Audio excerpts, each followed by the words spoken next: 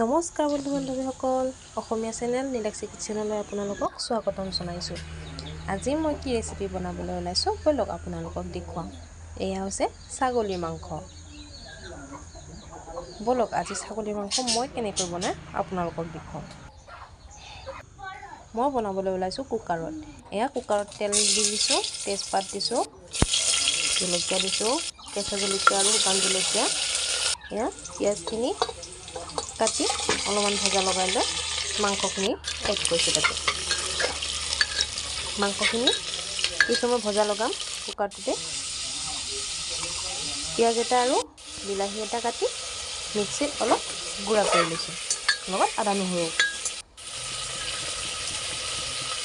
প্ৰয়োজন অনুসৰি নিমখ এড কৰিছোঁ, আলু দুটা কাটি দিছোঁ, হালধি এড কৰিছোঁ প্ৰয়োজন অনুসৰি, মিক্স মছলা এড কৰিছোঁ। তাৰপিছত বিলাহী আৰু পিঁয়াজৰ সৈতে বনোৱা পেষ্টখিনি কিছু মই একেলগে ভজা লগাম।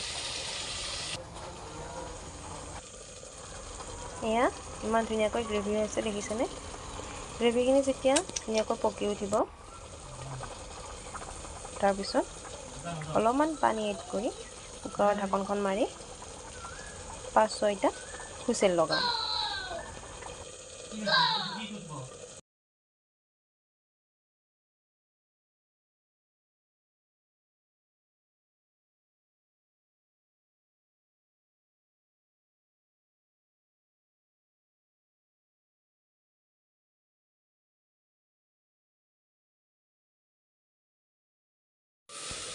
এয়া পানী এড কৰিছোঁ, কিছু সময় হুইচেল লাগিব দিছোঁ। আপোনালোকে এনেকৈ কুকাৰত ছাগলী মাংস বনাই খায়নে বাৰু? জনাব দেই।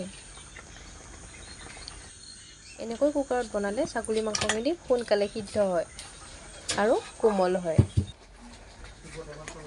এয়া ৰেডি হৈ গ'ল আমাৰ আজিৰ ৰেচিপি ছাগলী মাংস। ভিডিঅ'টো যদি চাই ভাল লাগে লাইক, কমেণ্ট আৰু চেনেলটো ছাবস্ক্ৰাইব কৰি দিবলৈ নাপাহৰিব। ধন্যবাদ।